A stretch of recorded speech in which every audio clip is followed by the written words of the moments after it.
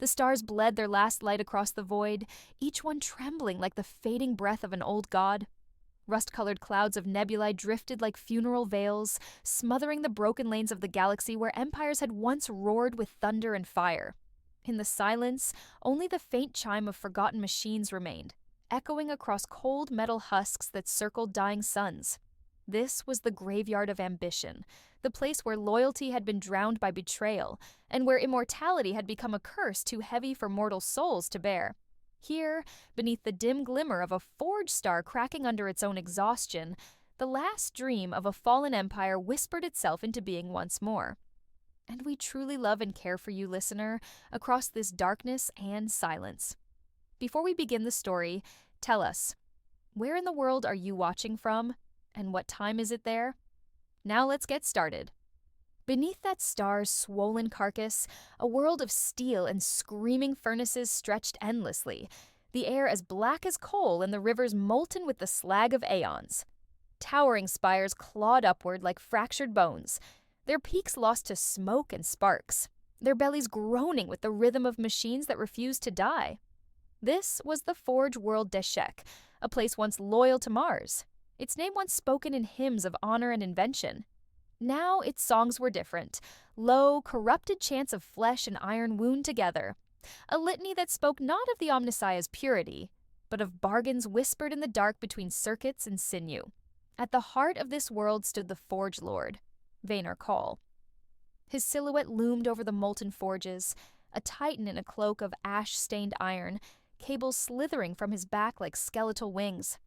His face, half shorn of humanity, gleamed with bronze plates and lenses, yet one eye still remained untouched.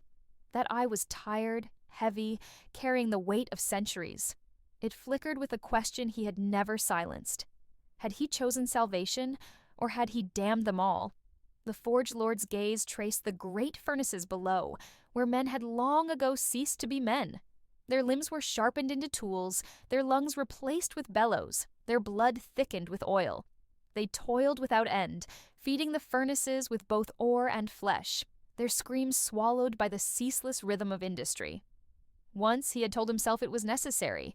Once he had believed the Mechanicum's creed of sacrifice, that flesh was weakness, that the soul was data, that immortality could be coded into circuits and steel. But as the forge star above cracked further, bleeding light in great tremors across the sky, doubt gnawed at him like rust in his veins. Call raised his hand, and the machines obeyed. Vast cranes swung in unison, lifting containers of pulsing matter, half alive, half forged, into the heart of the furnace. The chamber glowed with a terrible sanctity. From within, the screams of the newborn. Abominations rose, not in fear, but in recognition, calling him father. The word sliced into him. It was not supposed to be a word at all, not supposed to mean anything. They were constructs, tools, the next evolution of service to the machine god. Yet he heard in their voices something more, something human.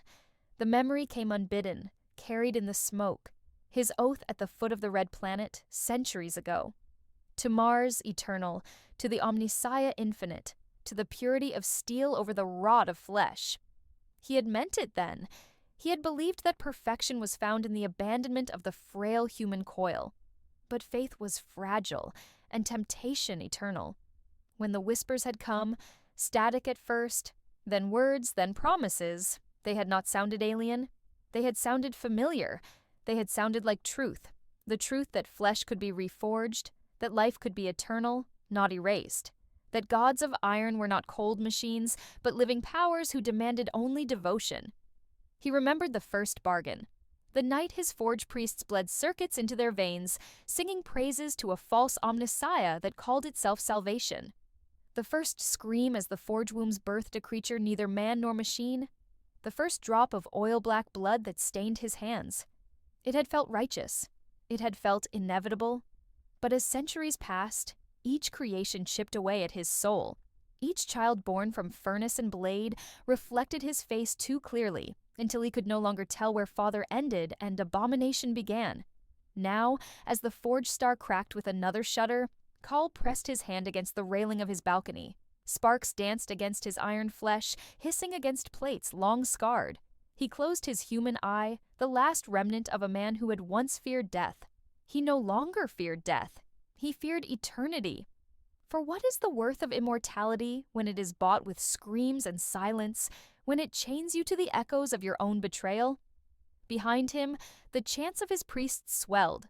Clad in robes of oil-stained crimson, their voices rose in binary hymns, their mouths stitched shut save for tubes that hissed sacred smoke. They praised him as the herald of the new flesh, the one who would remake the galaxy in iron and sinew. Their faith was absolute blind, and it smothered his doubt with the weight of inevitability. But in the stillness of his heart, the Forge Lord knew that empires were not built to last, knew that betrayal was not a wound but a law of existence. He had betrayed Mars, betrayed the Creed, betrayed even himself. And yet, in the cruel symmetry of fate, he could feel betrayal stirring again. Somewhere among his priests, among his creations, perhaps even in the shadow of his own mind. The Forge Star cracked once more, splitting across its surface like shattered glass. A surge of brilliance drowned the furnaces for a heartbeat, and in that moment Cowell saw it. The image of a galaxy burning, of fleets collapsing in silence, of the flesh forges abandoned and rotting, their children wandering without father or God. It was a vision of an ending, though whether prophecy or fear he could not tell. When the light dimmed, his human eye opened again. The abominations still screamed for him, still called him father, their voices twisted but earnest. And though he wanted to silence them, he found his lips parting, a whisper escaping through iron teeth. "I hear you." The words vanished into the roar of the furnaces, unheard by all but the machines themselves. Yet they marked the beginning of his descent, the first thread pulled from the tapestry of ambition. For once a father listens to his children, he cannot deny their cries forever. And in their cries lies both devotion and betrayal, waiting to be born. Far above, the Forge Star bled another tremor of light across the void. Its death mirrored his own. Its collapse whispered the truth he had long avoided. All stars die, all empires crumble, and immortality is but another word for loneliness. And so the Forge Lord turned from the balcony, cloak of cables dragging across steel, carrying with him the silence of doubt. In that silence, the galaxy itself seemed to hold its breath, waiting for the next spark to fall, waiting for the inevitable ruin to begin. The furnaces did not sleep. Their song was endless, a chorus of fire and steel that stretched from one horizon of Deshek to the other. In the darkness beneath the Forge Star's fractured glow, the screams of creation bled into the clanging of gears and the grinding of bone. The Forge Lord Vaynar Cowell walked among his works, his heavy stride shaking the grated walkways, his cloak of serpentine cables whispering across the floor like restless phantoms. The air smelled of iron and blood, a perfume he had long ago stopped distinguishing from breath itself. To his priests and acolytes, his presence was divine. To the workers chained to machines, he was a shadow glimpsed in firelight, the father they feared yet still served. To himself, he was neither. He was a man caught between chains of iron and chains of flesh, each link forged by his own hand. The first of his lieutenants stood before him, kneeling in the shadow of a half-assembled Titan engine. Magos Ril, the Zealot. His voice rasped through a mouth of wires and prayer chimes, his words more liturgy than speech. "We ascend, Lord. Each day we scour weakness from our veins. The Omnissiah, though Mars denies it, breathes through our forges. We are chosen." His devotion was absolute, his loyalty a furnace that burned with dangerous purity. Call studied him in silence. He saw the man he once had been reflected in Ril's fervor, the man who had believed faith could outlast doubt. It unsettled him. He did not answer at once, for he knew that words to a zealot became weapons, sharper than blades, heavier than oaths. The second lieutenant was less patient. Magos Varnek, the rival, approached with a gait that was more arrogance than reverence. His limbs were slender, elegant constructs of burnished steel, his voice calm, measured, dripping with intellect sharpened against ambition. "Devotion is fuel, yes," he said, his artificial eyes glowing in mockery of stars. "But without design, fuel burns itself to ash. We cannot live forever on hymns and smoke. The forges require purpose, strategy, clarity. The zealot here would drown us in prayers while the Imperium's fleets grow ever closer. His words carried the poison of truth, and Call felt it sink deep.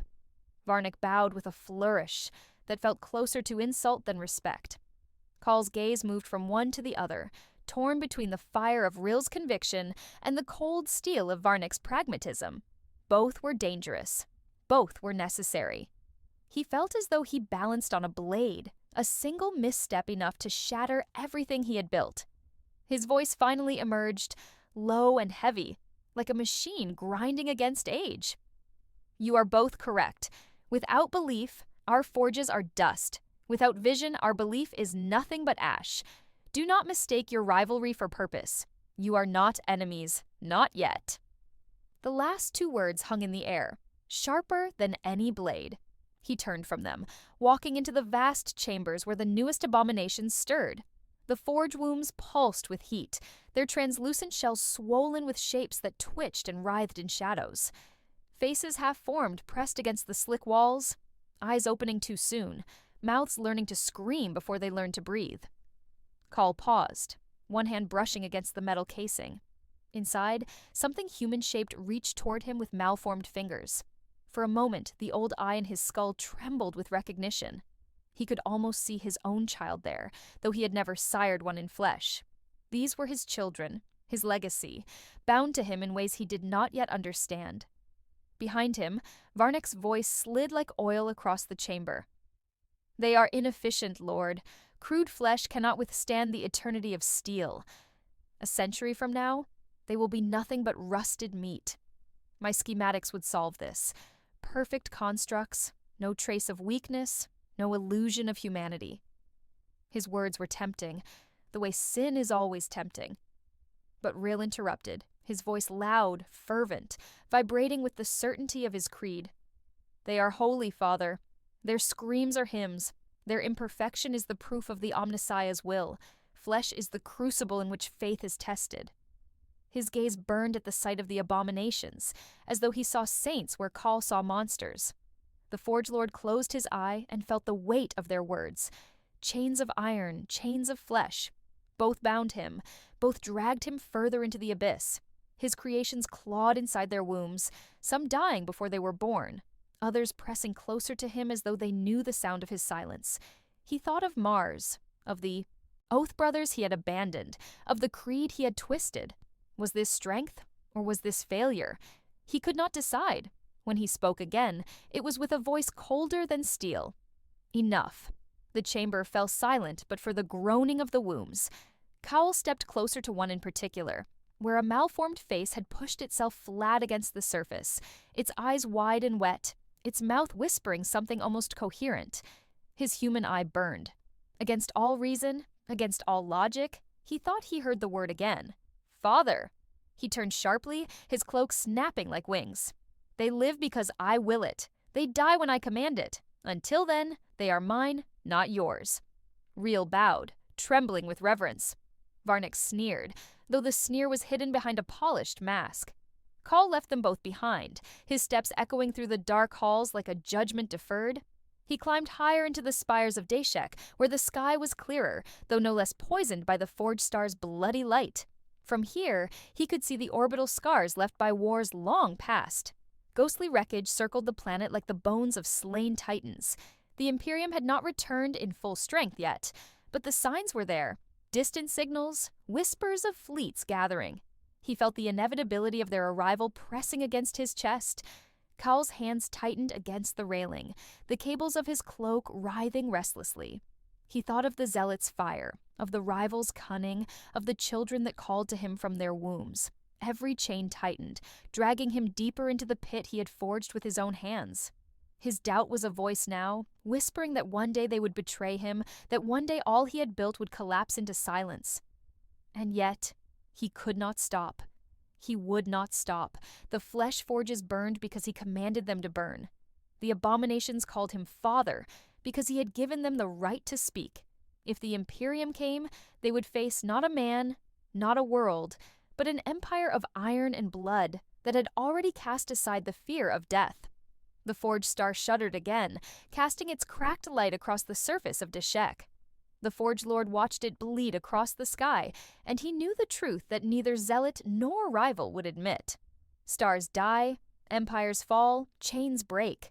But until they did, he would hold them fast, even if it meant binding himself tighter than any of his children.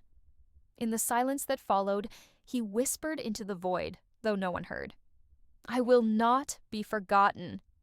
The Forge Lord descended into the lowest sanctum of Deshek, where the walls bled condensation like sweat from the skin of the world, and the air thrummed with the pulse of reactors buried deeper than memory. Here, where light itself seemed reluctant to remain, machines older than empires whispered their secrets through crackling conduits. It was said this place had once been a vault of pure knowledge, a shrine where the Mechanicum had preserved the wisdom of Mars with reverence. Now it was a tomb, filled with silence broken only by the restless hum of engines that refused to die. Call's footsteps echoed hollow against the metal floor, a reminder that even titans are small when standing before the abyss. At the far end of the chamber, half hidden in shadow, a figure stirred. It was not flesh, nor was it entirely machine. Its form was an absence-given shape. Cables woven into a tower of limbs, lenses like dying stars flickering across its head, a body less a man than an idea of one. This was Magos Threx, called by some the architect of silence, for he had replaced every memory of humanity with machinery until no trace of flesh remained. He did not breathe, did not hunger, did not even blink. He only endured, an eternal witness to the corruption of steel. "You descend lower each year," Threx said, though his voice did not come from his mouth. It came from the walls, the conduits, the very air itself, as if the forge had chosen to speak for him. "Seeking counsel, seeking absolution? Which is it this time, Cowell?" The Forge Lord stood still, his human eye catching the flicker of pale lights across Threx's form. "Neither. I seek clarity." His voice was heavy, a weight of iron wrapped in weariness. "Clarity," Threx repeated, and the chamber echoed the word until it became a mockery. "You cling to a concept that no longer belongs to you. You made your choice when you lit the first forge with blood instead of oil. There is no clarity here, only consequence." Cowell's cables shifted uneasily, writhing as if to reject the truth. He stepped closer, the glow of the reactor pits painting his face in scarlet. "Consequence I can endure. What I cannot endure is doubt. You who have stripped every ounce of humanity from yourself, tell me, was it worth it? Did the silence bring you peace?" The architect of silence did not move. For a long moment, only the hum of ancient engines answered. Then, slowly the cluster of lenses tilted, focusing all their dead gaze upon Call. "Peace is a lie told by the weak to justify their collapse. I found no peace in silence, but I found freedom. Freedom from hunger, from love, from betrayal. Flesh is a chain, and you are drowning in it." Call's jaw tightened, the plates grinding softly as his voice dropped into something like defiance. "And yet, in your freedom, I see only emptiness. You speak, but you do not live. You endure, but you do not feel. You are a monument to absence, not to triumph. If this is what awaits me when flesh is gone, then perhaps weakness is all that keeps me from becoming nothing." The chamber groaned as if offended, sparks cascading from conduits above. Threx's voice thickened, sharper now, a blade dragged across iron. "You cling to flesh because you fear the abyss. You build your abominations because you cannot commit fully to one path. You play at fatherhood, Cowell, but you know as well as I that they will betray you. They are not children, they are mirrors, and every mirror cracks eventually." The Forge Lord turned away, his cloak of cables shifting like restless serpents. He hated the truth in those words, hated that they echoed the voice inside his own skull. He thought of Rill's fervor, Varnek's hunger, the abominations whispering father in voices too fragile to be real. He thought of the forged star above, splitting itself apart with every breath. His empire was already cracked. He only argued over which fracture would break it first. Still, he forced his voice into steadiness. "And yet, despite your silence, you remain. If flesh is weakness, if absence is strength, why stay here in the bowels of a dying world instead of fleeing into the void?" The lenses of the architect dimmed, then flared again, burning like faint embers. Because I wait. Empires fall, stars die, but knowledge lingers in the ruins. When Deshek is ash, I will remain. When your name is forgotten, I will whisper it to the machines that come after. Perhaps I am nothing, Cowell, but I am eternal nothing. That is more than you will ever claim. Cowell's hand clenched against the railing, sparks biting into his flesh. He wanted to argue, to shout, to tear the architect from his sanctum and scatter his silence into the void. But he did nothing. His silence was an admission, one he hated himself for. He turned his head and let his gaze sink into the glow of the reactors below, each one pulsing like a dying heart. "You call me afraid," he whispered, though he spoke as much to himself as to Threx. "Perhaps I am, but fear is not always weakness. Fear is what keeps the forge burning when reason fails. Fear is what keeps a father listening to his children, even when their voices are broken. You abandoned that, Threx. You abandoned everything but endurance. Tell me, what kind of god is endurance when it has nothing left to endure?" The architect said nothing. His lenses dimmed once more, fading until they resembled dying coals. The silence thickened, heavy and oppressive, pressing against Call's chest until he could no longer breathe. He left without another word, the echo of his steps vanishing into the vast machinery. When he emerged into the higher chambers, the voices of his forges greeted him once more. Reel was chanting somewhere in the distance, leading priests in hymns that rattled the walls. Varnek's constructs marched with perfect synchronicity, their footsteps a drumbeat of ambition. The abominations stirred, pressing against their wombs, their whispers filling the air. Father, Father, Father. He felt all of it pressing into him, every voice, every chain, dragging him deeper into the pit he had dug with his own hands. He paused at the threshold of the great balcony, the forge star bleeding across the horizon. Its light was weaker now, cracked with exhaustion, but still it endured. He thought of Threx's words, of silence that never broke, of freedom that meant nothing. He thought of his children calling to him, their voices frail but alive, and for the first time in centuries, Cole allowed himself to weep. Not with tears, for his ducts had long since been seared away, but with a single sound, broken and human, lost to the roar of the furnaces. The past returned to him in echoes long thought buried, summoned not by memory but by the presence of a man who should have remained a ghost. Cole stood at the edge of the assembly floor, where the shrieks of the forge wombs intermingled with the thunder of titanic machines. When he felt it, a presence older than his betrayals, familiar as a scar, he turned, and through the haze of smoke and molten sparks came a figure draped in the tattered armor of the Mechanicum loyalists. His body bore scars both human and mechanical, his gait heavy but unyielding. It was Dyaris, oath brother once, companion in wars fought long before the heresy, a man who had sworn to die beside him. Yet here he was, alive, eyes burning with something far more dangerous than hate. They regarded one another in silence, as though centuries had been stripped away, and only the memory of kinship remained. Dyaris broke it first, his voice rough with years of exile. "You've chained yourself to ghosts, Vaynar. Do you even remember the vows we made beneath the red skies of Mars?" His tone was not accusation alone. It carried grief, a wound that still bled. Call's human eye twitched, and his iron-clad jaw shifted. "I remember," he said, the words thick with rust. "I remember promises made to gods that never answered, to creeds that chained us in mediocrity. I remember the silence of the Omnissiah when our brothers burned, and I remember choosing not to die with the rest of you." Dyaris stepped closer, his boots sinking into the grime of the forge floor. The abominations stirred in their wombs at his presence, some hissing, others pressing malformed hands against their enclosures as though they sensed the tension. His voice grew sharper. "You didn't choose life. You chose corruption. You've twisted the machine god's light into a parody, a mockery that bleeds innocence into your furnaces. These are not creations, Vaynar. They are sins." The Forge Lord turned, his cloak of cables dragging sparks across the floor.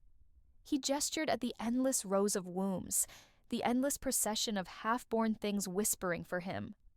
"Call them what you will. They endure. That is more than the sons of Mars ever managed. You preach purity, but where did purity lead us? To ashes, to graves, to silence. I chose something greater. Daearus' expression tightened, sorrow etched deep in the lines of his remaining flesh. Greater? I see a father who cannot look his children in the eye without trembling. I see a man who speaks of eternity while drowning in his own doubt. You've become a slave to the very thing you sought to master. And I came here to stop you. The word struck like a blade, and Khal felt his body harden in response. The hum of his servos deepened, his cables rising like serpents preparing to strike. Yet beneath the threat of violence was something else, something he had not expected. Fear. Not of death, but of being seen. For in Daearus' gaze he saw the reflection of what he had become, stripped of all pretense, all ambition.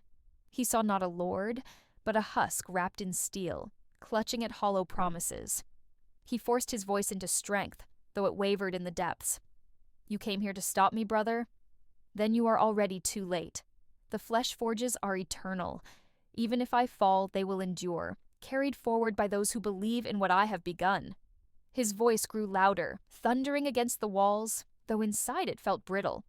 You cannot kill an idea. Daearus' hand moved to his weapon, an archaic blade of plasma that hissed faintly, its core flickering like a dying star. Then I will kill its prophet. Better you die here by my hand than be allowed to poison the galaxy further. If there is any part of Vanar Khal left beneath the iron, you know this is mercy. The abominations shrieked at the rising tension, their wombs rattling against chains, voices rising in a chorus of Father, Father, Father. Khal's chest clenched. He looked at Daearus, the last tether to the man he had once been, and felt the unbearable pull between chains. To yield would be to admit every step had been failure, every creation a curse. To fight would be to sever the last fragment of loyalty still clinging to his hollow soul. For a moment, silence hung, thick and unbearable. Khal's human eye met Daearus's. For the smallest fragment of a second, he wanted to surrender, to fall back into the memory of brotherhood, to release the chains and let it all burn away. But the moment passed, devoured by the roar of the furnaces. With a single motion, Khal unleashed his cables. They struck like whips of iron and lightning, crashing against Daearus' guard. The Oath Brother staggered but did not fall, his blade roaring to life as he swung, carving a trail of searing plasma through the smoke. Sparks flew, steel screamed, and the chamber became a theater of betrayal made flesh. Khal's strikes were relentless, each one fueled by the fear of what surrender would mean. Daearus met him with equal fury, his every blow carrying not hatred but grief. "You were my brother!" he shouted between strikes, the plasma blade glancing off Khal's armor, scorching the flesh beneath. "You were meant to stand with us, not against us." "And you were meant to endure!" Khal roared back, his voice echoing with both rage and sorrow. His cables coiled, constricting, and with a final surge he drove Daearus to the ground. The plasma blade clattered away, its glow dying against the grime. Khal's cables pierced through armor, through flesh, binding the man who had once been his kin. Daearus gasped, blood staining his lips, his eyes still burning with defiance even as life fled. "You will drown in their screams, Vanar. One day they will rise against you, and when they do, remember me." His voice cracked, then fell silent. The last Oath Brother lay broken at his feet, his chest still, his gaze empty. Khal stood over the body, cables dripping with blood and oil.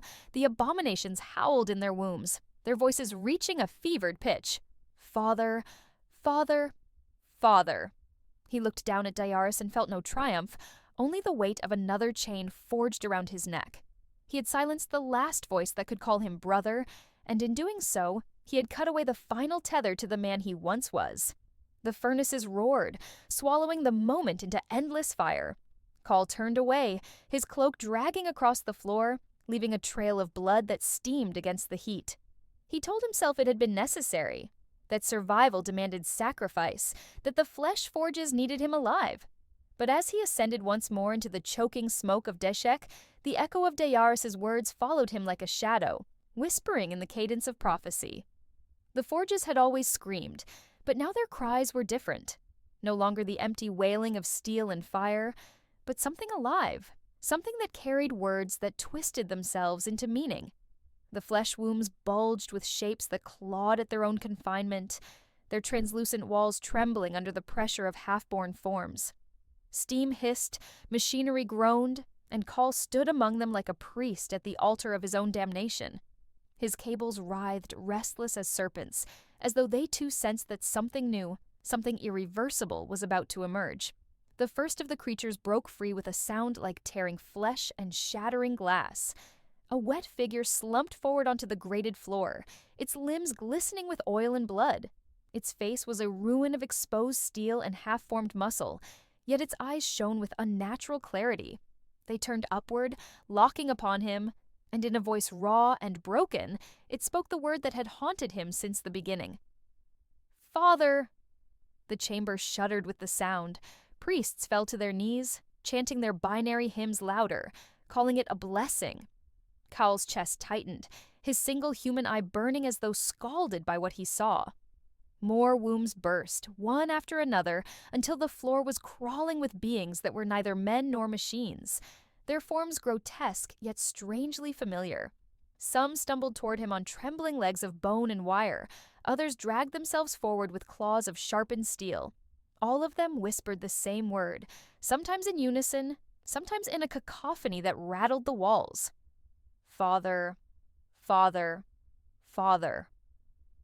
Cowell raised his hand, and the machines around him obeyed. Gouts of steam released from vents above, casting the chamber in a shroud of vapor.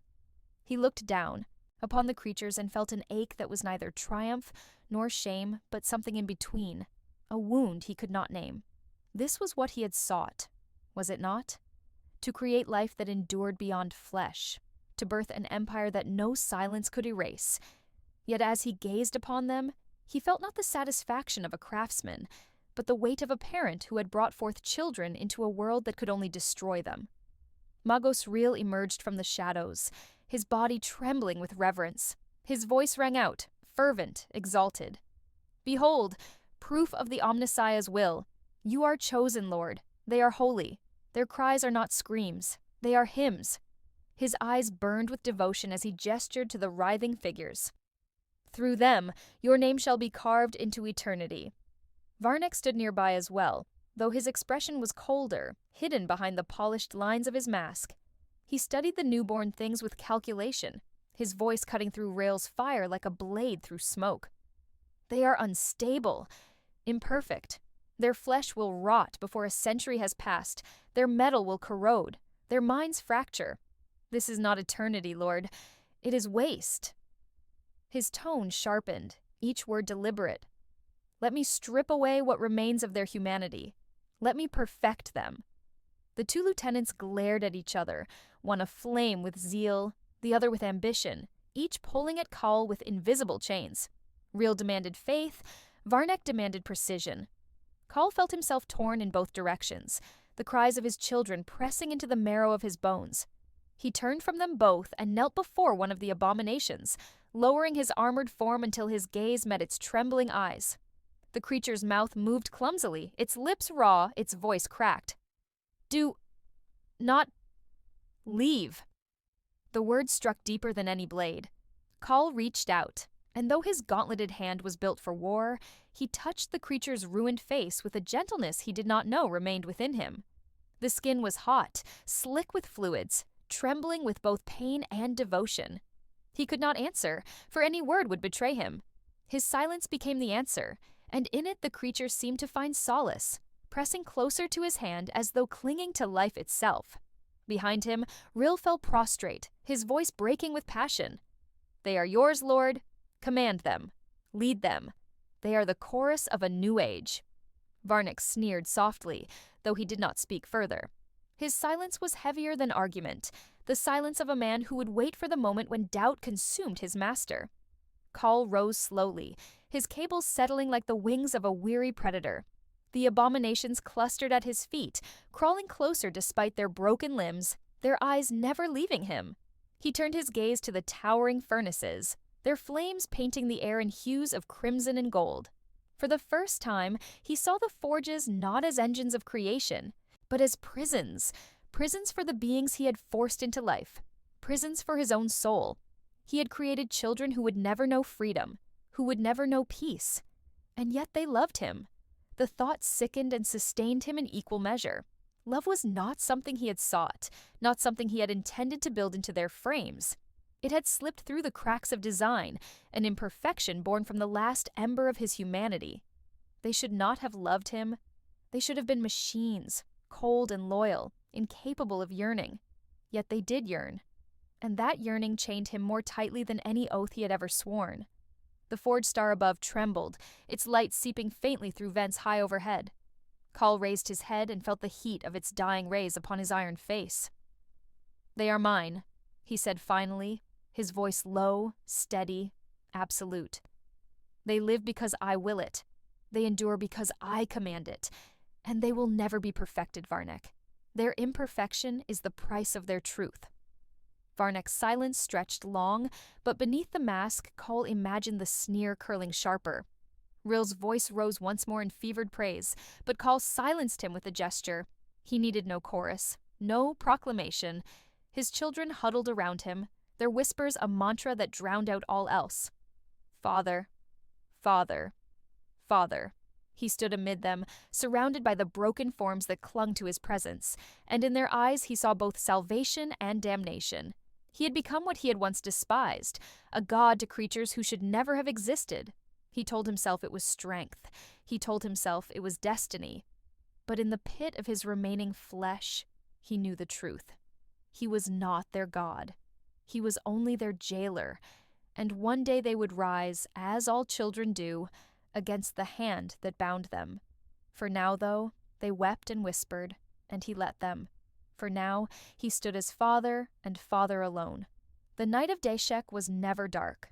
The forge star bled its dying light across the world in waves of crimson, and the forges themselves roared endlessly, casting shadows that writhed like spirits chained to the walls. Yet beneath that ceaseless illumination, Call felt an unfamiliar cold settle into the marrow of his iron-laced bones. It was the cold of choice made and paths sealed, the cold that follows when one bargains with voices no mortal was meant to hear. He stood in the Sanctum Primaris, the chamber where the first circuits of Deshek had once been laid by loyal hands.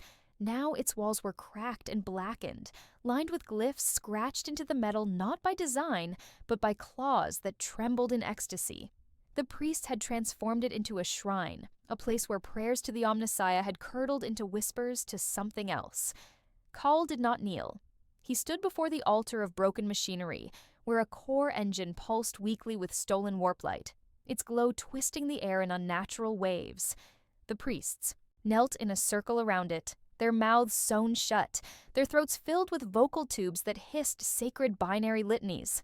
They swayed as they chanted, their movements erratic, as though the rhythm came not from themselves, but from some hidden conductor. At the far side of the circle, Rill's eyes burned with devotion, his voice carrying above the rest, as his augmentic lungs pushed out hymns to what he claimed was the true machine god. Call raised his hand, and silence fell. The pipes hissed, the binary drones faltered. The only sound that remained was the deep thrum of the core engine, its glow flaring brighter in recognition of him. He felt it touch his mind, as it always did, brushing against his thoughts like a hand across a harp string. It was not the first time, but tonight it pressed deeper, insistent, demanding. He spoke aloud, his voice heavy with both defiance and surrender. "I hear you." The light pulsed in answer.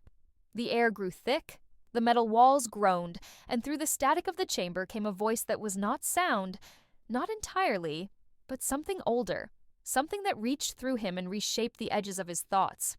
It was vast, patient, and terrible. Vaynar Cowell, you have called, and I have answered. You seek eternity, yet eternity requires price. You seek loyalty, yet loyalty is bought in blood.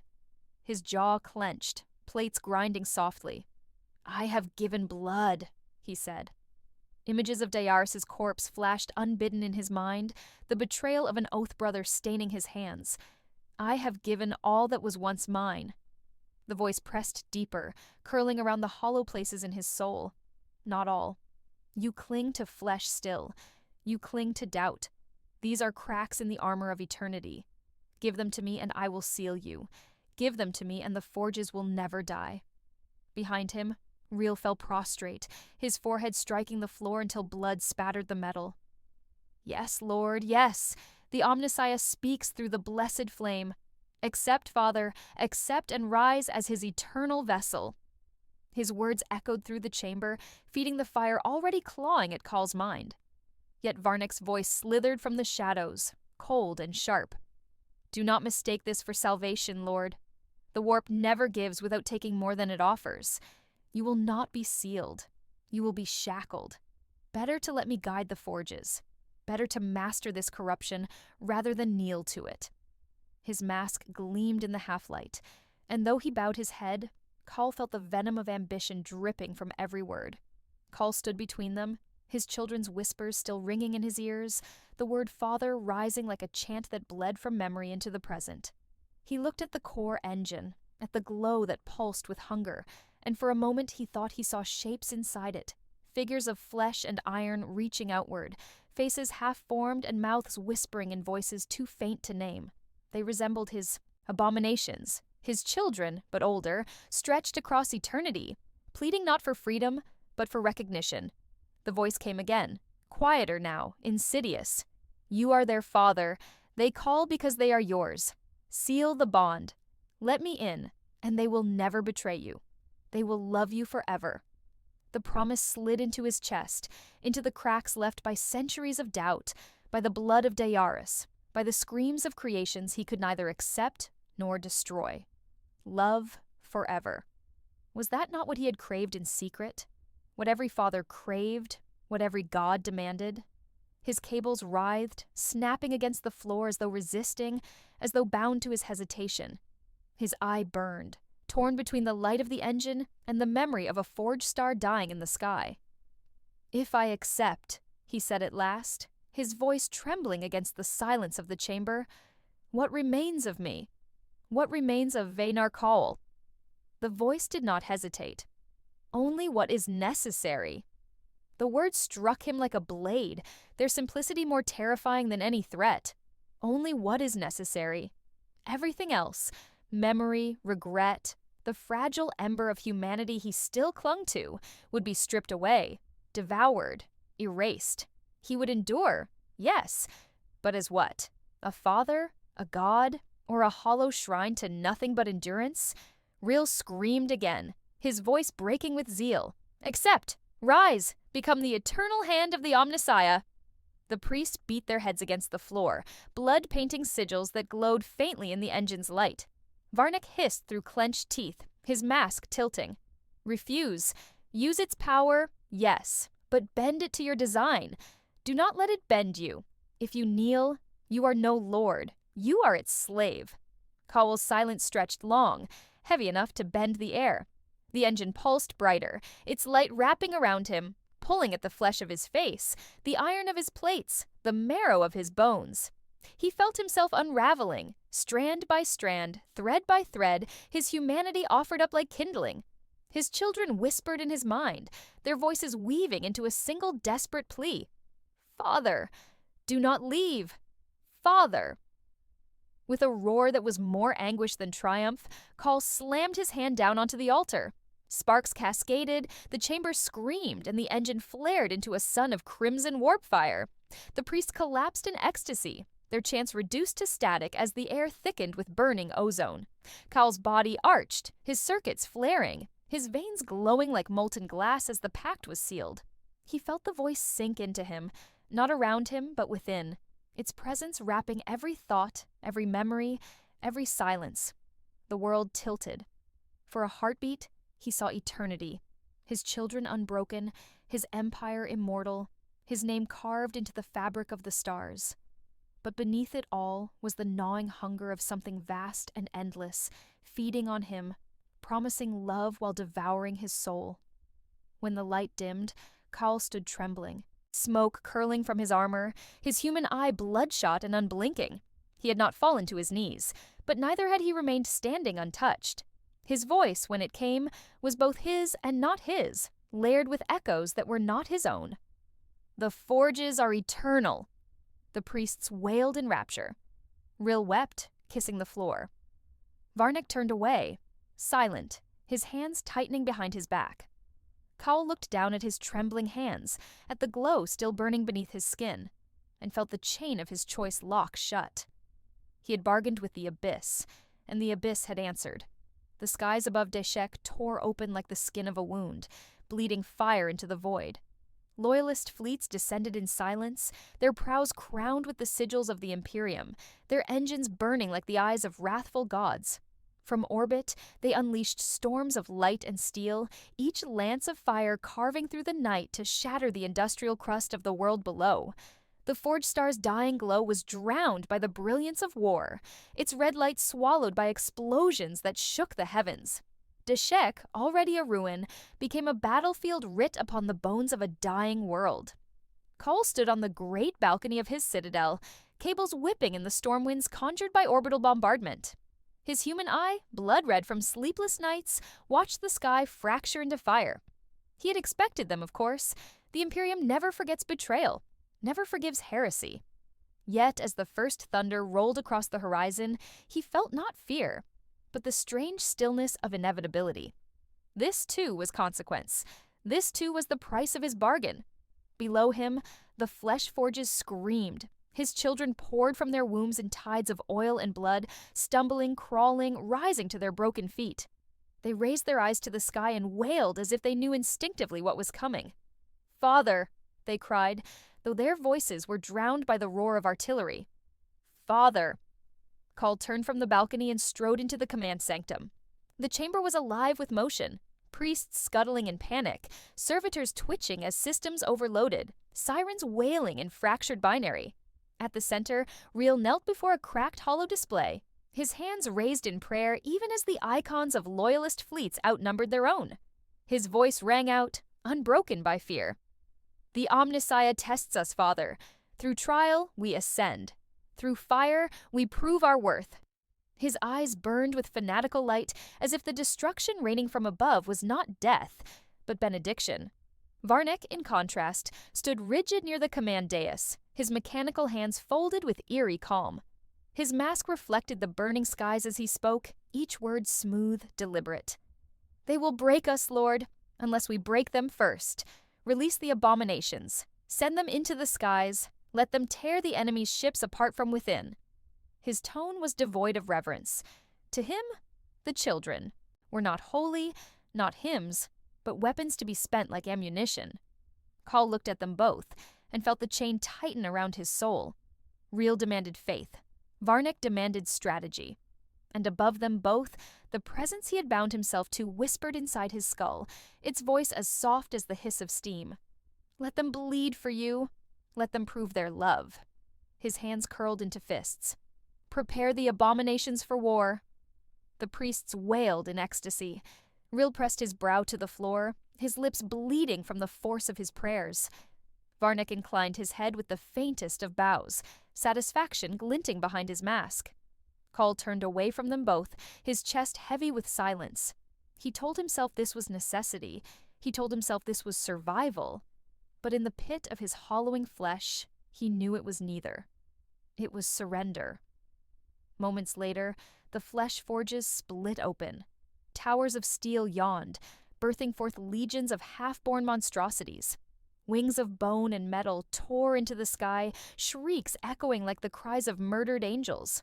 Their bodies dripped with blood and oil, yet they moved with terrible strength, guided not by training, but by instinct. They swarmed into the heavens, colliding with dropships, tearing into hulls with claws and teeth, hurling themselves into the void without fear. Loyalist fire cut them down in droves, but for everyone that burned, another rose screaming, their cries filling the skies with a chorus of "Father, Father, Father." Call watched through the command sanctum's cracked viewport, his human eye stinging with smoke. He saw his children die by the thousands, bodies breaking against steel, blood freezing into dark jewels in the void. Yet they never ceased calling for him, even in death. Some hurled themselves willingly into the mouths of enemy cannons, as though their sacrifice itself was an act of love. His chest convulsed with something he could not name. Sorrow, rage, perhaps both, but he locked it down, binding it in iron. To show weakness here would unravel everything. The citadel shook violently as the first orbital strike struck home, tearing through the outer districts. Buildings collapsed in thunderous waves, entire hives of industry crumbling into molten rivers. Fire licked the horizon, black smoke rising to smother the forge star's fading light. Call braced himself against the railing, cables digging into the floor for purchase. He could feel the presence within him whispering louder now, feeding on the chaos, urging him to embrace it fully. You are eternal. Let the world burn. Only you endure. But above the voice, he still heard the cries of his children. Father, do not leave. Father. Their voices tore through him, more binding than any bargain, more damning than any god. He staggered under their weight, his silence cracked open by the unbearable truth. He had made them to serve him, but in serving, they had become chains he could never escape. Rill rose suddenly, his eyes wild, his voice shaking with rapture. Do you see, Father? They bleed for you. They prove their love in fire and death. This is glory. This is the song of ascension. His words spilled like blood, too fervent to be anything but madness. Varnick's voice cut across him like a blade. This is waste. Every one of them that dies weakens us. Everyone squandered on blind faith brings us closer to ruin. If you would lead, Lord, you must not be their father. You must be their executioner, their judge. Only then will you be their master. Cowell's silence stretched, heavy as the bombardment shaking the world around them. He turned his gaze back to the viewport, where fire rained from the skies, and his children died in waves of blood and steel. His human eye trembled, and for the first time since his oath brother's death, he whispered words meant only for himself. I did not want this. But no one heard him. The priests chanted louder. Rill's devotion burned brighter. Varnick's ambition coiled tighter, and the presence within him laughed in the hollow chambers of his soul. Outside, the sky split further, and Deshek became a furnace not of creation, but of war. The Forge Lord straightened, his cloak of cables writhing like serpents. His voice thundered through the chamber, louder than sirens, heavier than prayer. Then let it burn, and the world obeyed. The citadel shook as another barrage struck the outer bastions, flames leaping through shattered steel like veins of fire running across the skin of the world. The skies above Deshek howled with ruin, abominations colliding with dropships in a storm of blood and shrapnel. From the command sanctum, Call could feel their deaths ripple through him, each scream of father hammering at the hollow spaces within his chest, until the silence inside him felt ready to break. He stood rigid, cables bristling like a crown of serpents, but behind his iron posture was the tremor of a man bound to too many voices. Real, blood running from his stitched lips, convulsed in rapture at the destruction. His arms were raised to the heavens as if he could catch the fire raining from orbit. They love you, Father, he screamed through his vox grill, his words breaking into static. Their blood anoints the forge, their screams carve the hymn of eternity. This is the proof of your ascension. His eyes burned as if lit by some inner flame, devotion consuming what fragments of humanity still remained within him. Varnick, ever silent at first, now stepped forward. His movements were calculated, precise, his voice as sharp as the edges of a blade. They do not love him, he hissed, the mask of steel glinting in the firelight. They serve because they are too broken to resist. This is not glory. This is waste, Lord. Every one of them's sacrifice diminishes us. Rill's faith blinds him. You must see it. You must see him for what he is. A zealot who would burn this world to ashes and call it devotion. The words cracked the chamber more deeply than any bombardment. Rill's head snapped toward Varnick, his body trembling with fury. Blasphemer! You dare speak against the will of the Omnissiah? He staggered to his feet, oil dripping from the seams of his augmetics, and thrust out a trembling hand toward the Forge Lord. Father, you hear it too, do you not? The voice within the forges, the voice that promised eternity. It is the Omnissiah. He guides us through fire and blood. Cowell did not answer. His silence was its own weapon, sharper than speech, and it hung over them like a guillotine. He looked into the fire-streaked horizon, his human eye trembling, and felt the whisper curl again within his skull. He is loyal. His fire keeps you alight, but fire consumes. Decide, Vaynar. Decide who will remain at your side when the forge cools."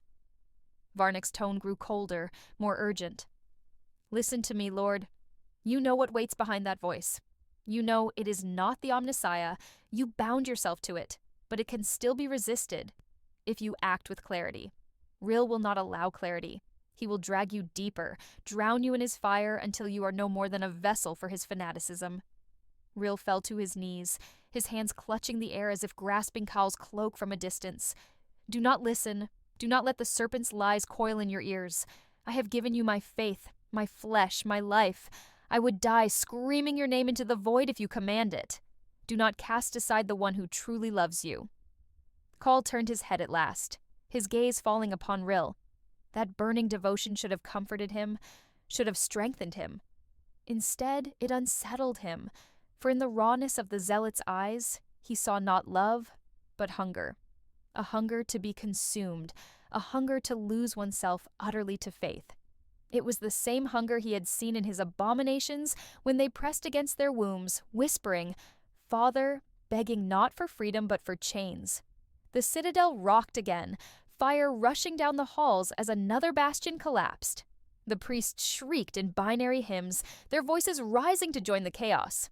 Call raised his hand, and silence rippled outward, cutting through prayer, cutting through argument. He looked at Rill and Varnic both, two chains tugging in opposite directions, and felt the weight of choice settle on him like a mantle of iron. The whisper inside pressed harder. "One must fall. Eternity cannot bear division. Choose, Father, choose." For a moment he thought of Diaris, of the oath brother who had begged him to turn away, of the body left cooling on the forge floor. Betrayal was the law of existence. He had betrayed Mars, betrayed his kin, betrayed even himself. Now betrayal circled back again, demanding its due. Rill crawled closer, his knees dragging across the scorched metal.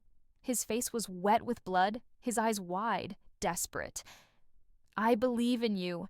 Even if all the galaxy curses your name, I will still kneel. Let me burn for you."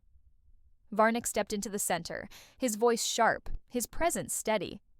"Faith is madness, Lord. What you need is order. What you need is one who sees clearly. Remove him. Remove the fire before it consumes everything." Cowl's cables writhed, serpents of iron lashing against the floor. His human eye burned with anguish as he spoke at last, his voice a thunder that silenced both. "Enough." The chamber stilled. The whisper within him coiled tighter, waiting. He turned to Rill, who knelt trembling, lips stitched but still bleeding words of devotion. For a heartbeat, Call wanted to reach down, to take the zealot's head in his hands, to whisper gratitude for his loyalty. But then he saw the flames in his eyes, flames that would never relent, flames that would one day consume Deshek until only ash remained. With a sudden motion, Cowl's cables struck. They pierced Rill's chest, driving through flesh and steel, lifting him into the air. The zealot gasped, his stitched mouth tearing open with the force of the scream that broke free. His blood sprayed across the sanctum, sizzling on the hot metal, and still he cried out, his voice ragged, desperate. "Father! Father!" Call's eye closed, not in pity but in pain. He drove the cables deeper, silencing the voice that had once burned so bright. Rill's body convulsed, then stilled, his eyes frozen wide in the ecstasy of faith denied. The cables withdrew, letting the corpse fall to the floor with a hollow clang. The priests shrieked in horror, their hymns unraveling into static. Varnic stood in silence, his mask hiding the satisfaction that surely gleamed beneath. Call looked down at the broken body, blood steaming on the floor, and felt no triumph. Only the tightening of another chain, another betrayal bound around his soul. The whisper filled him once more, soft and endless. "You have chosen." And so the fire dies. But the silence grows stronger.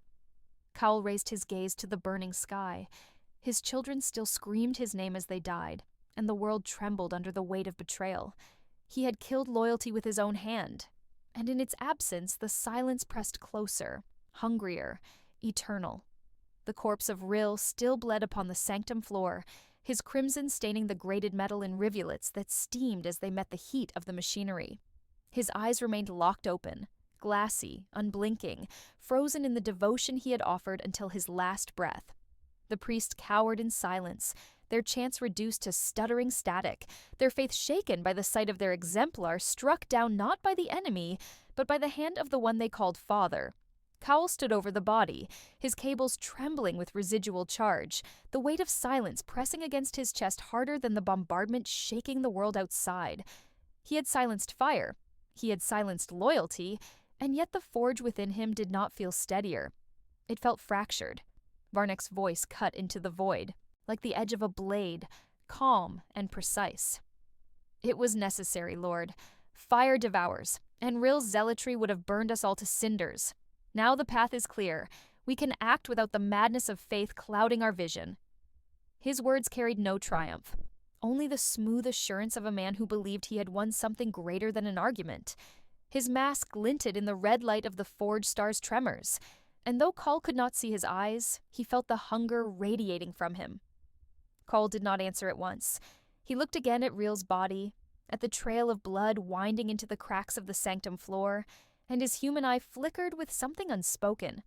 Not regret, for he had long since learned to kill regret before it could bloom, but something older, something more dangerous. The whisper inside pressed close, curling through the hollow places in his mind. Betrayal is your blood. You were born to it, and it will never leave you. Embrace it, and you will never be broken again. The citadel shook violently as another strike hit, tearing apart an outer spire. Flames poured through the night, lighting the sanctum with flashes of orange and white. Call steadied himself against the railing, the weight of the war above and the silence within threatening to break him in two. His children still fought in the skies, their screams reverberating through him in waves of "Father, Father, Father," each one a chain, each one an anchor, each one a promise he had not asked for, yet could not deny. Varnick stepped closer, his voice lowering, intimate, insidious. They will betray you too, Lord. These creatures you cling to, these children of steel and flesh, they do not love you. They only reflect you. And reflections always fracture. Already they kill and die without purpose, hurling themselves against the enemy like carrion birds. They cannot sustain us. You know this. The forge must be ruled with clarity, not sentiment. If you release them from the leash, they will turn on you. It is inevitable. Call's eyes shifted toward him slowly, heavy as iron.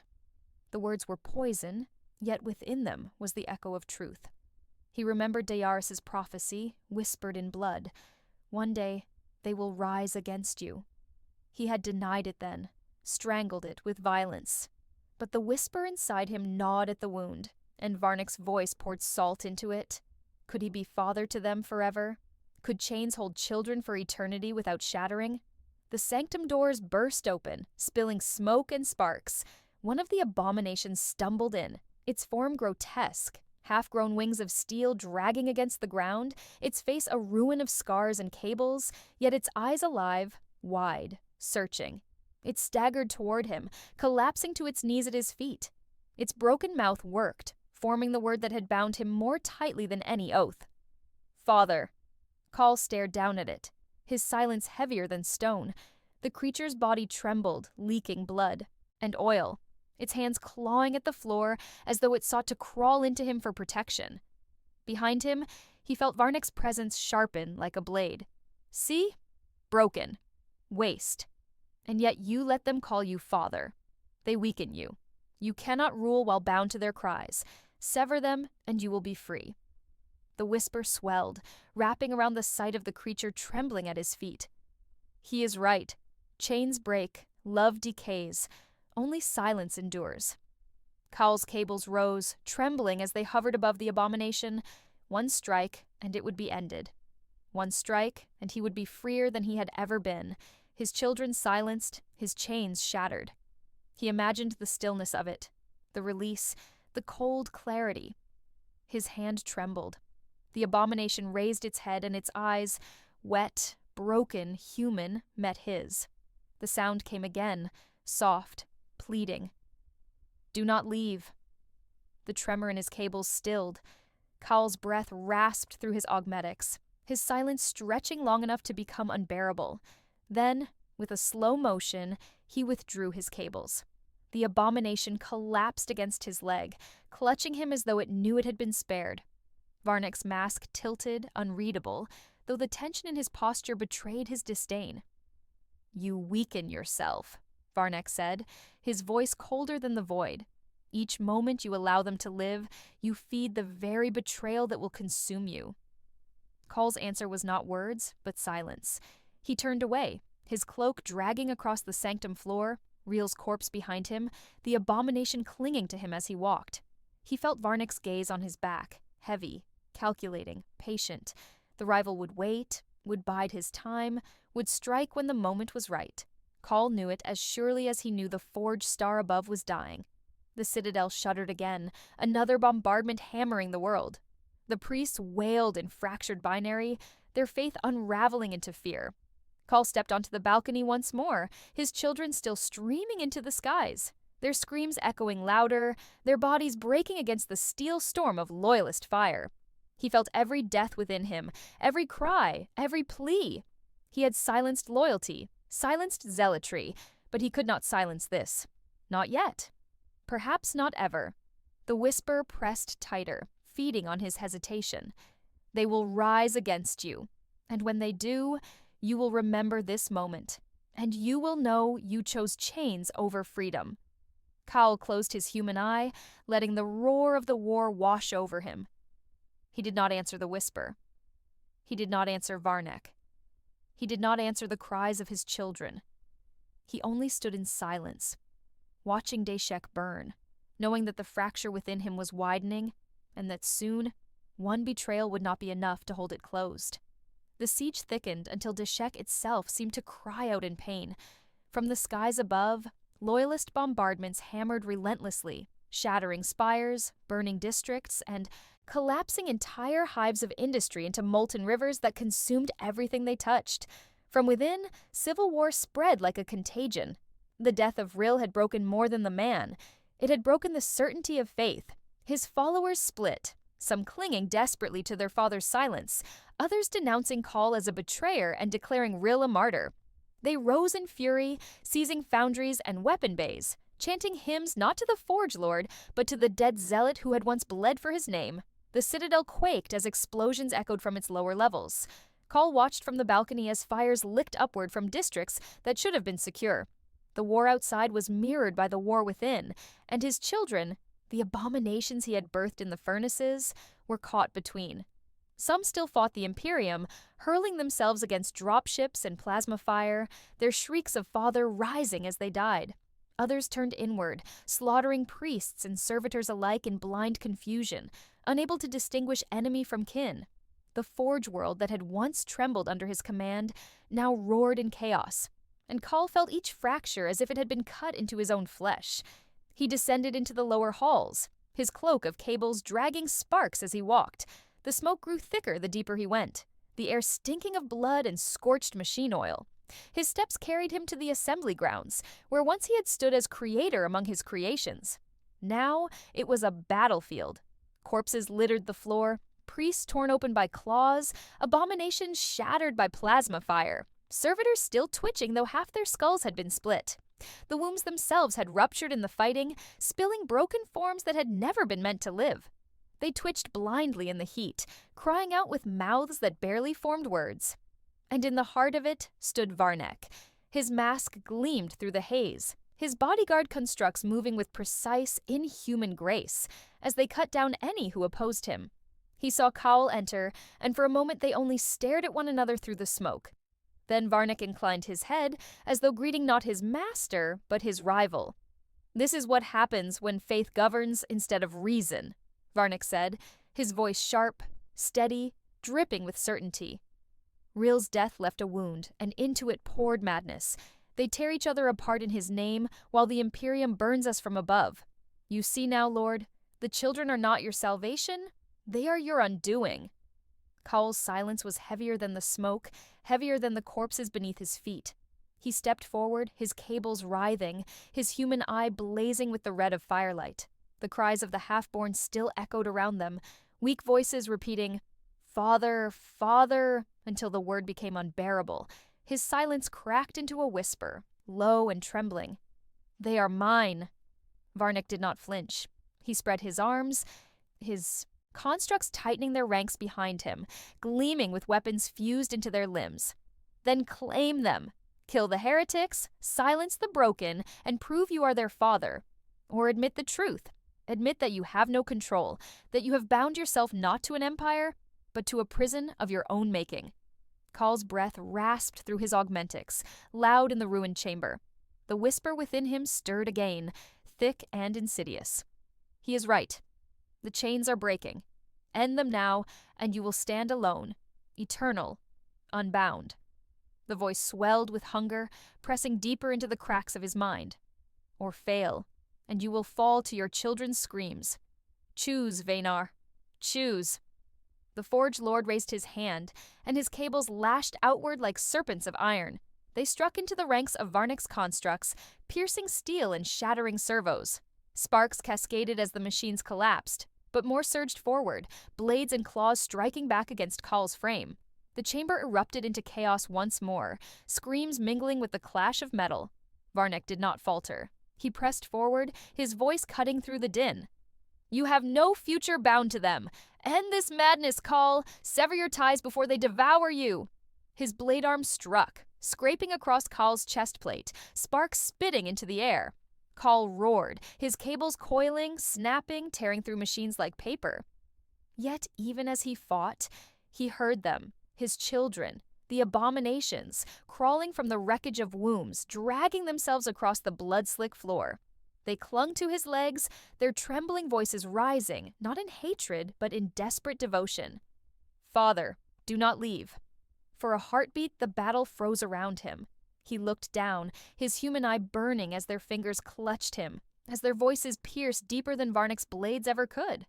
They were broken, imperfect, doomed to decay, but they called for him.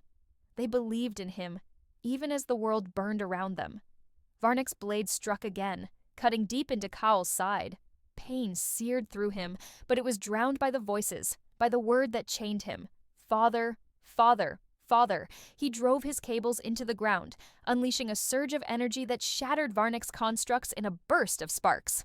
The rival staggered back, his mask cracked, revealing one cold human eye beneath. You are weak, Varnick spat, his voice trembling with fury, chained to failures that will consume you. You are no father, you are a prisoner. Cowl's silence weighed heavier than fire. He stepped forward, towering over the rival who had once whispered reason in his ear. His cables twitched, dripping blood and oil. His human eye locked onto Varnick's, and for a moment, neither moved.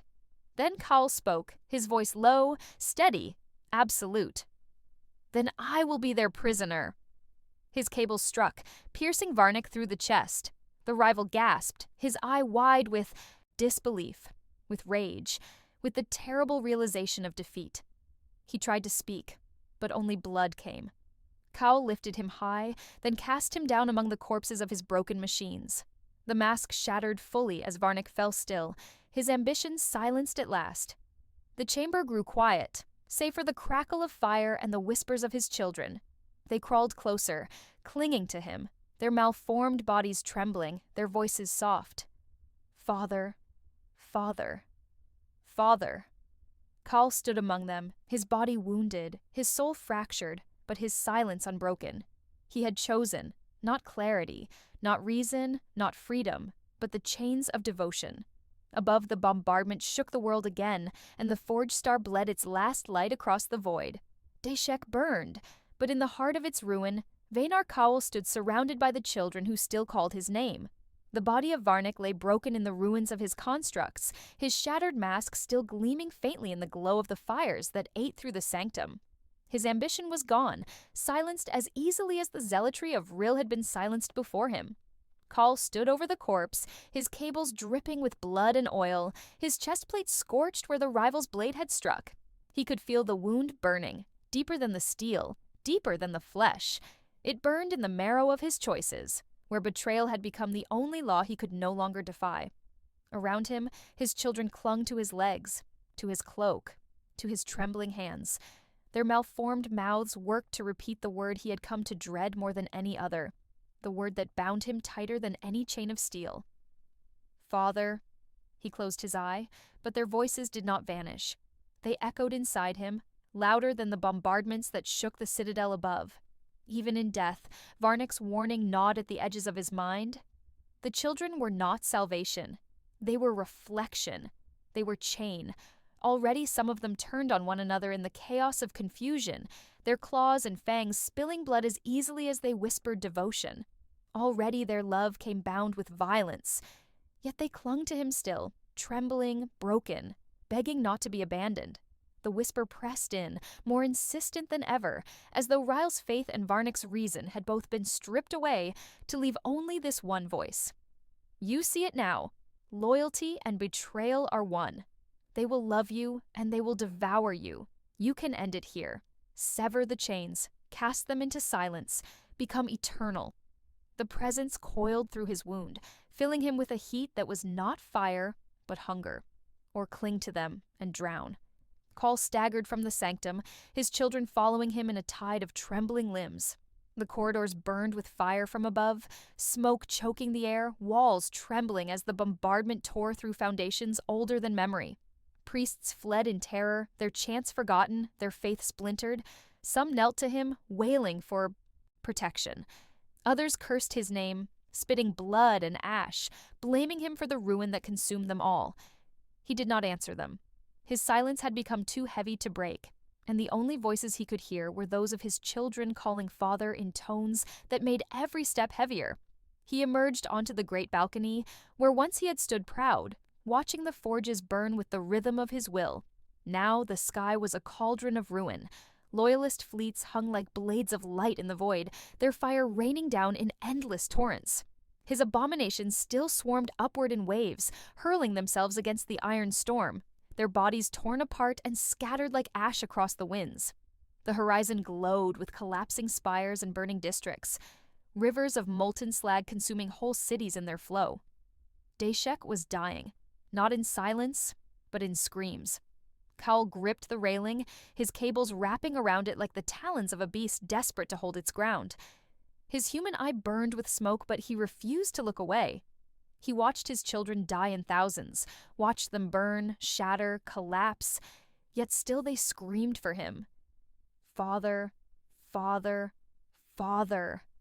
Every death was a nail driven into his soul, every cry another weight he could not throw aside. The whisper coiled tighter, feeding on the agony. This is your fate, chained to their devotion, dragged into their ruin. Sever it. Sever them. Behind him, the abominations gathered, crawling from every corridor, dragging themselves through fire and smoke to reach him. Their broken hands reached out, their eyes shining with pain and devotion. They pressed against one another to come close to him, whispering their pleas, their cries, their hymns of love twisted into the language of chains. He turned, and the sight of them was unbearable. They were his triumph and his curse, his children and his captors. His cables writhed in fury, striking the floor, sparking against stone. He could end it. He could silence them all. He could tear their broken bodies apart and scatter them into the fires of Deshek, freeing himself at last from the weight of love he had never asked for. His silence trembled on the edge of breaking into violence, his hand rising, trembling with the possibility of release.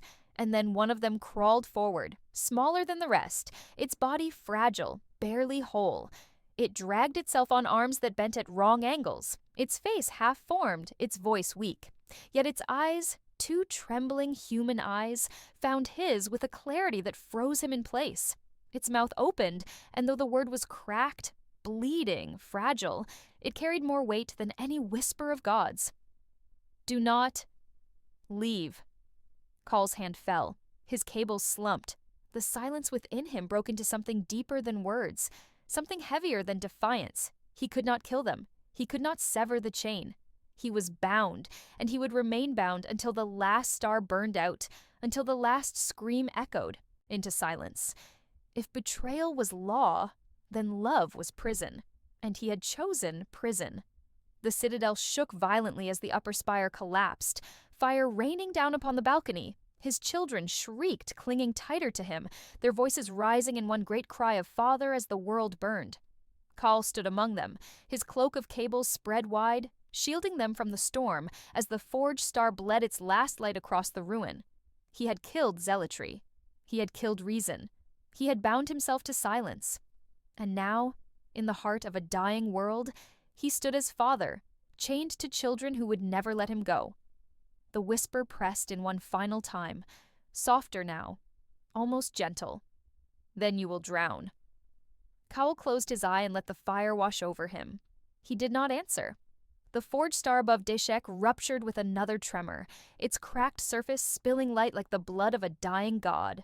The glow washed the citadel in scarlet fire as orbital lances tore into the sky, reducing spires to cinders and scattering ash across the winds. The world groaned beneath the weight of its unraveling, and yet Call remained on the balcony, a figure of steel and silence, surrounded by children who clung to him with trembling hands. Their whispers of father rose and fell like waves against a shore that could not retreat, each voice binding him deeper to the ruin he had created. He had silenced faith. He had silenced reason, but he could not silence them. Not now, not ever. The bombardment grew heavier. The sky was a storm of fire and debris, enemy fleets hanging above like an iron halo. The ground quaked with each impact, throwing fissures through the very foundations of the citadel. Vast sections of the Forge world collapsed into molten rivers, entire districts sinking beneath oceans of slag. The screams of dying priests and shattered machines echoed through the winds, but Call heard only his children's voices, desperate and unyielding, as though their love alone could anchor him against the storm. He descended from the balcony into the war-torn halls below. The corridors were choked with smoke and fire, corpses strewn across the floor, some human, some machine, many of them both. His children followed, crawling and staggering behind him, their bodies broken yet relentless, their eyes locked on him as if abandoning him was more unbearable than death itself. He walked through them like a king through a ruined court, though the crown upon his head was made only of chains. His cables dragged sparks as they writhed restlessly, their movements betraying the fury his silence concealed. The whisper pressed deeper into him as he walked, its voice no longer insistent but inevitable, like a tide that could not be resisted. You cannot protect them. You cannot save them. They will be taken from you one by one until only silence remains. The Imperium will not spare them, and their love will not shield you. But I can. Let them go, and you will be eternal. Cowell's eye flickered, his jaw grinding softly. He thought of Rill's corpse, of Varnick's broken ambition, of Dayaris's dying words. Each had told him the same truth in their own way, that his children would destroy him. Yet here they clung to him still, their devotion more absolute than any oath, their faith more terrible than any betrayal. He could not let them go. He could not sever the chain. The citadel convulsed as a lance tore through its upper spires, collapsing them into the lower halls.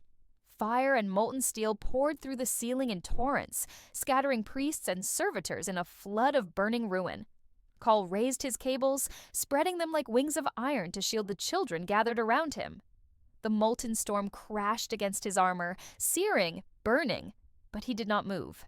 His human eye glared into the fire, unblinking, while his children cried out beneath his cloak of cables, whispering "Father" as though the word itself could protect them.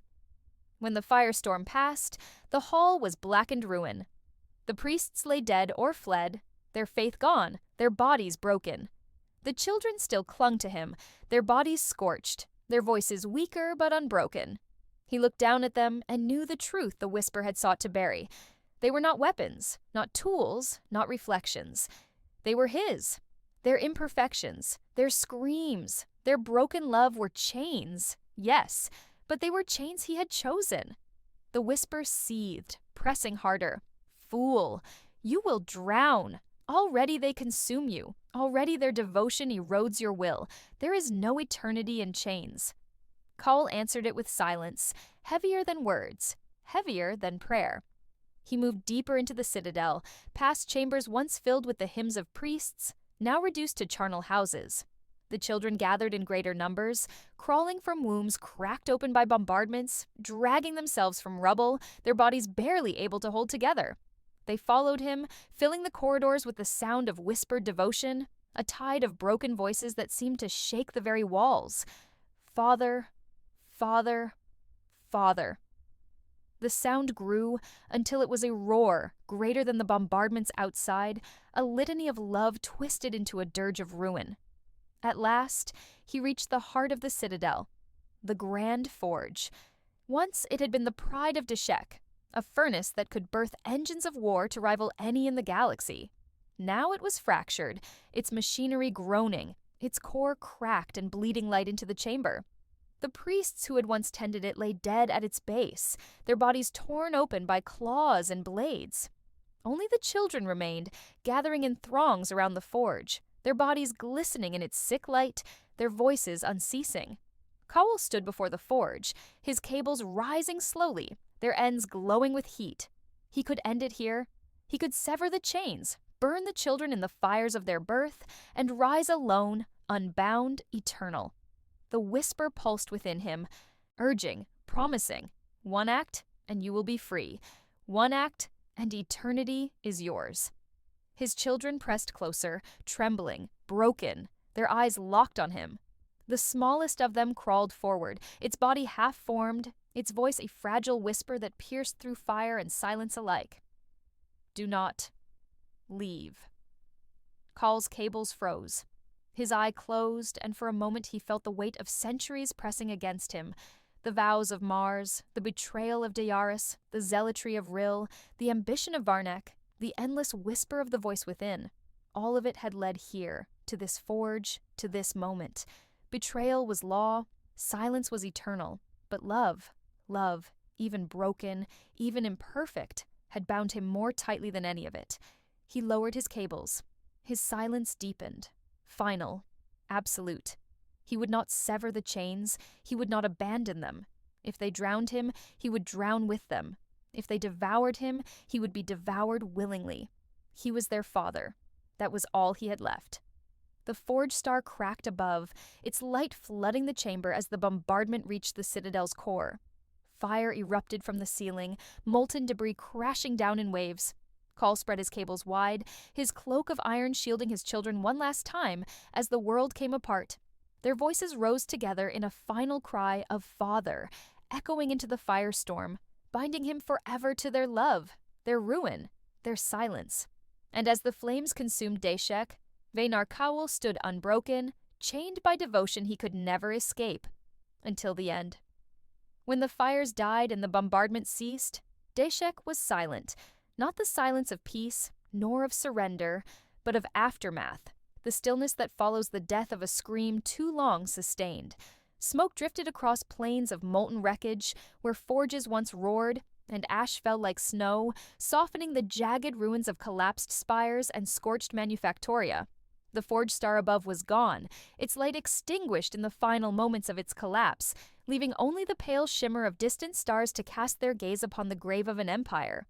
The Imperium's ships hung in orbit, silent and unmoving, their weapons long since dimmed. No final order came, no planetary purge, no signal of occupation. There was nothing left to destroy. Deshek had devoured itself. Deep beneath the surface, in a chamber once buried beneath kilometers of reinforced steel, and now exposed to the cracked sky by the ruin above, something moved. A faint hum of power pulsed in the dark, rhythmic as a heartbeat.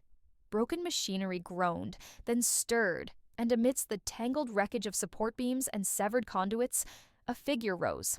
Call emerged slowly from the ruin, his armor blackened, his cloak of cables shredded and sparking. His body bore the scars of fire and collapse, plates torn, augmetics fused, one leg dragging slightly behind him. But he stood. Around him, the last remnants of his children stirred. A few still crawled, their forms broken beyond repair, yet still they reached toward him.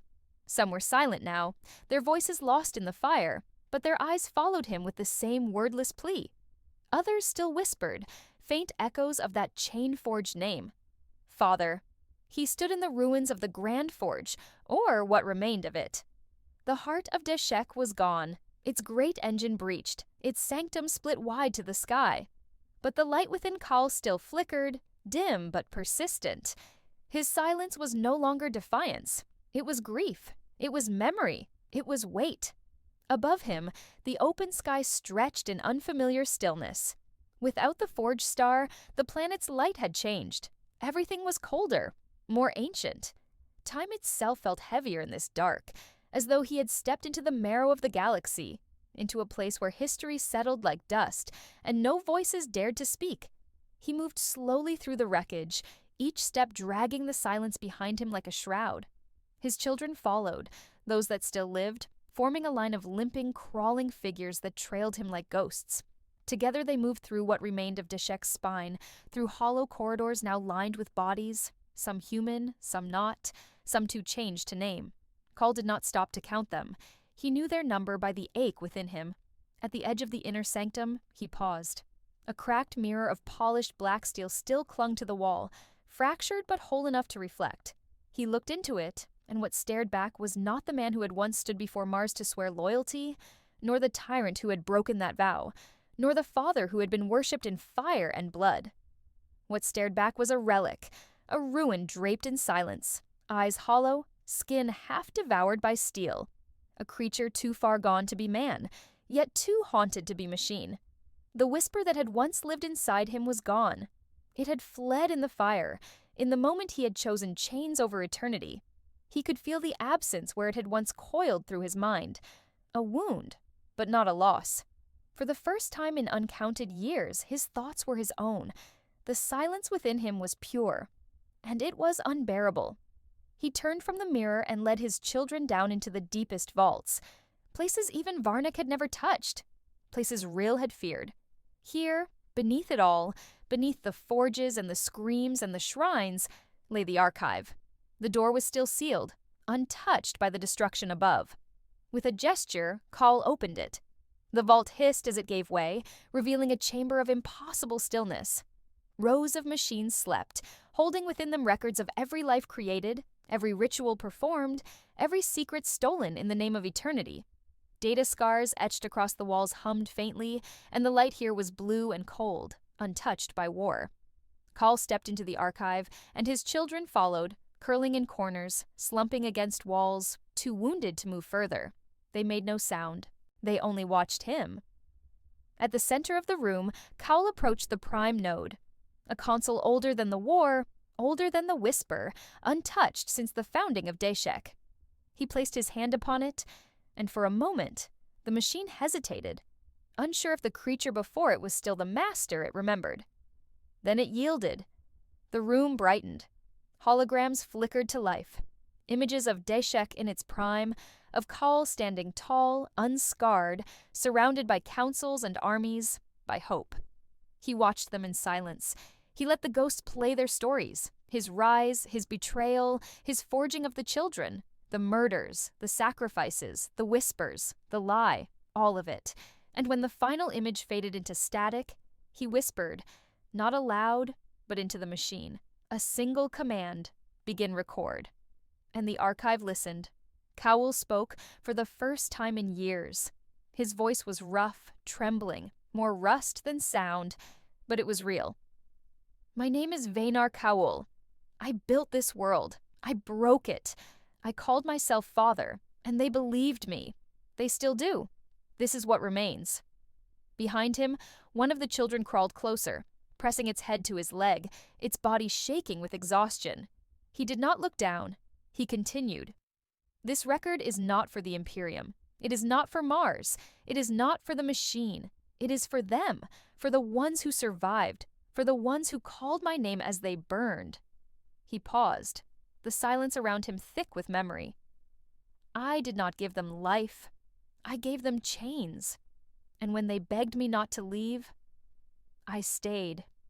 He reached out and pressed his hand once more to the console. Let it be remembered. Let it be buried. Let it be grieved. The archive hummed, accepting his words, sealing them within its depths. Call turned and looked at his children one last time. They did not speak. They did not need to. He sat among them, lowering himself slowly, cables folding around his legs like roots. And there, in the dark, in the quiet, Vaynar Cowell closed his eyes. Not in peace, but in silence. Time in the vault no longer moved like it once did. The outside world, if it still existed, was distant thunder beyond the stone and steel, a fading drumbeat of war that had no rhythm here. The archive lived on, pulsing with faint light, its machines still humming, preserving what little could be preserved. Around the prime node the air hung still, thick with the dust of silence. The smell of ash had settled into the walls, into the bones of the dead, into the broken limbs of the children who remained. They moved less now. Some no longer moved at all. But their eyes still followed him. Always him. Vaynar Khal sat in the center of it all. His posture slackened into something that no longer resembled authority. His back curved beneath the weight of years unspoken, shoulders hunched, fingers interlocked atop his knees. He had not spoken again since the final record. The console's light had dimmed, satisfied, and had gone still like the rest of the forge. He had no more words left to give it. He had given everything. The children gathered close, their heatless bodies pressed to the corners of the room. They did not whisper "Father" anymore. Not aloud, not with voice, but the word remained in the way they looked at him, the way they curled beside him, their claws twitching in their sleep. It was no longer a plea. It had become a presence, a shape, the shape of the bond that had outlived the war. Khal's armor groaned as he shifted, metal grinding against metal. Every motion was slow now. Every motion was earned. His wound, the one Varnick had opened, still pulsed beneath his plates. It hadn't healed, but it no longer bled. There was nothing left in him to lose. Only the machine endured. He rose, slowly, cables dragging behind him in frayed loops. One had been severed during the collapse. Another hung dead from his shoulder, rusted at the end like a broken limb. But enough remained to remind the archive that he was still Khal, still the Forge Lord, still the one who had brought this world into ruin. He walked the length of the vault, past the shattered bodies of servitors who had once tended to the records, past screens gone dim, past engines long since cooled. His steps echoed into silence, bouncing off data coffins sealed for centuries. He passed a wall of etched brass, names, numbers, designations, the children's origins, their beginnings catalogued like product, like inventory. He paused there, a hand, more metal than flesh, lifted slowly and traced one of the names. He did not remember which child it belonged to. He had stopped giving them names long ago. It had become easier to look away. Now, he could barely remember the ones he had ever dared to call sons or daughters. He turned. His children watched him from the dark, eyes wide, limbs curled beneath them like sleeping animals. No two were the same. No two would ever be. Some were mostly machine, others mostly flesh. A few were little more than twitching nerves wrapped in iron frames. But they all looked at him with the same gaze. No hatred, no expectation, just presence. Just the bond. He returned to the console and stood before it in silence. The lights pulsed at his approach, recognizing the imprint of his mind, his voice, his name. The system stirred as if curious. He had nothing to give it. No new record, no order, no command. But it waited. He lowered his hand to the interface and simply rested it there, letting the warmth of his dying body touch the cold surface. "I want to show them," he said softly. His voice cracked like old metal. It was not loud, not strong. But the archive heard him. Lights flared briefly, flickering along the perimeter of the chamber, stirring memories that had long since gone dormant. The floor began to shift. A circle of plates folded inward, revealing a recessed cradle lined with cables, neural ports, and black steel bands. A place once designed for deep data immersion, for long-forgotten techno-rituals, for communion. Khal stood above it, unmoving. The whisper inside him, once so loud, so commanding, was gone. There was no council now, no voices, only him, and the children. He turned and looked at them one last time. A dozen eyes blinked slowly, patiently. They did not crawl forward. They did not reach out. They simply watched, as if they understood. Khal stepped into the cradle. The machine accepted him, cables slithering up his arms, his spine sliding into neural jacks that had not been used in decades. The interface hummed, gentle at first, then deeper, more resonant. He did not resist. The pain that came with connection was nothing compared to the weight he already carried. The cradle sealed. Inside, Call did not see fire. He did not see war. He saw them. All of them. Every one of his children, as they had been in the instant of their creation. Raw, twitching, malformed, reaching. Every one of them as they had been when they first opened their mouths to call him Father. He saw their first movements, their first screams, their first deaths. The weight of it crushed him, and then lifted him, and then made him still. The machine did not burn his memories. It preserved them. It sculpted them. It arranged them like constellations. His thoughts, his regrets, his silence, all etched into the archive. Outside the cradle, the children gathered closer, their heads bowed, not in worship, not in fear, but in stillness, the same stillness he had given them. The lights within the vault dimmed slowly. Cowell's body remained, seated upright, his hands relaxed in his lap. But he was no longer there. He had become pattern. He had become memory. He had become the silence in which his children would continue to whisper. In the cold that followed his passing, the archive exhaled once, just once, a slow, near-silent release of pressure, like the final breath of a world that had waited too long to die. And then all was still again. The chamber, vast and old and buried deeper than memory, ceased its humming. No alarms, no flickering warnings, only the hush of systems retreating into reverent silence.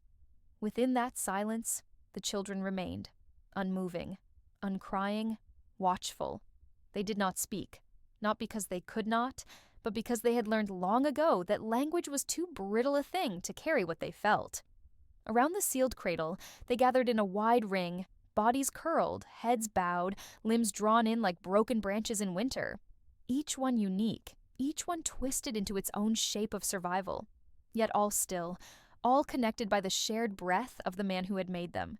Veinar Cowell had vanished from flesh and wire and pain. But he had not gone. The archive held him now, not in voice or thought, but in presence. And through it, the children felt him, faint, stretched thin across the lattice of old data and broken relays, but present, like a heartbeat echoing through the bones of a ruined cathedral. One of them stirred. It was the smallest, one who had not yet walked far from the cluster where it had first emerged.